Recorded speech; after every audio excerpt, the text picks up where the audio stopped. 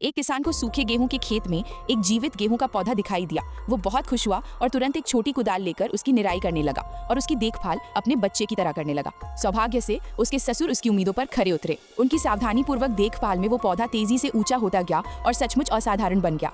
लेकिन ऐसा लग रहा था मानो नियति ने आशा की इस आखिरी किरण को भी नष्ट करने की ठान ली हो।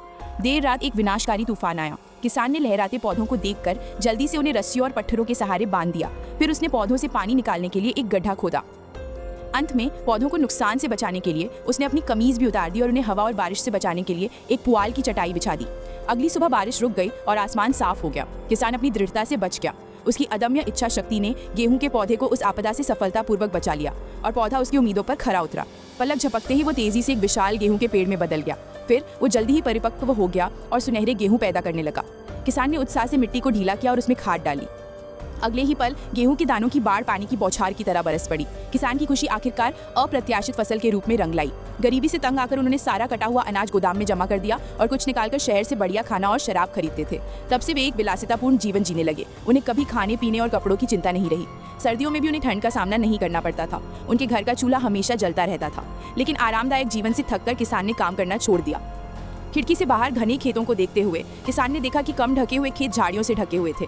गेहूं के पेड़ मोटी बर्फ से ढके हुए थे। अब उसका दिल नहीं भर रहा था कि वो सहमत हो। सर्दी बीत गई और बसंत आ गया। साल के ज्यादातर समय बिस्तर पर पड़े रहने के कारण किसान मोटा और रबड़ जैसा हो गया था। धीरे धीरे उसकी मूल प्रेरणा खत्म हो गई और उसे काम करने में अब मजा नहीं आता था। उसके पालतू जानवरों ने आखिरकार उसे खेतों में जाने के लिए मना लिया, लेकिन कुछ देर बाद वो इतना थक गया कि हाँफने लगा, मानो किसी भी पल बेहोश हो जाएगा। खेत में गेहूं के पेड़ को फिर से जीवंत देखकर किसान ने तुरंत कोयला धोया और दौड़कर वहां पहुंचा, ये सोचकर कि अगर वो कुछ ना करे तो भी पतझड़ में उसे ढेर सारा अनाज मिलेगा।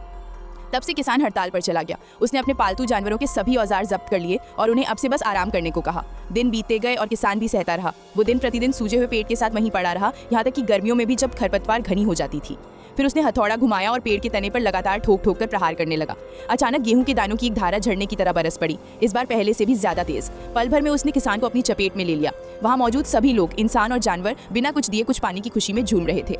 लेकिन जल्द ही किसान ये जानकर हैरान हो गया कि अनाज बेहद बेस्वाद था। गौर से देखने पर उसमें कई अज्ञात अशुद्धियां दिखाई दी, जिससे उसका स्वाद किसी भी अन्य खाने की तरह अखाद्य हो गया। इससे किसान इतना डर गया कि वो घबरा गया। वो अविश्वास से उस विशाल नाड़ी तकनीक को देखता रहा। क्रोधित होकर उसने उस पर प्रहार करने की कोशिश की, लेकिन उसके स्पर्श मात्र से ही 5 आदमी उसके आगे झुक गए।